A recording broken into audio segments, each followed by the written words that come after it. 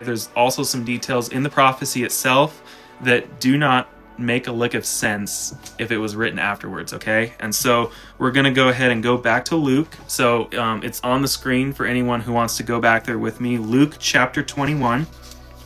So guys, in verse 21, he says, "Then let those who are in Judea flee to the mountains, and let those who are inside the city depart, and let not those who are out in the country enter it."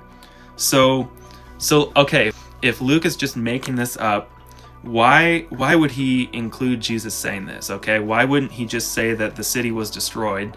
Why would he include all these details about, like, don't enter the city if the city had already been destroyed, guys? I mean, come on. Like, if the city had already been destroyed, Luke isn't going to make up Jesus saying this, okay? That makes no sense whatsoever.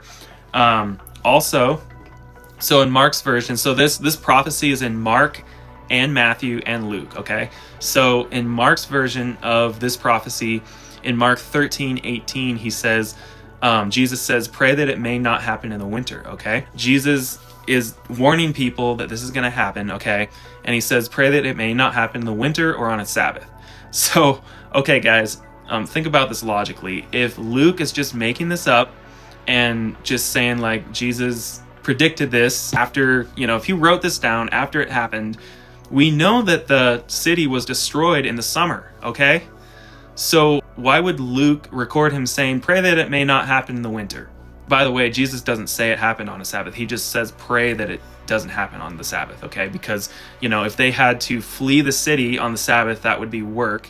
And so he's telling them, like, pray that it doesn't happen when you're not supposed to be working, okay? If Luke's making this up, why wouldn't he just say when it happened, okay? If this had been written afterwards, why, like, that's what people do when they make stuff up, guys, okay?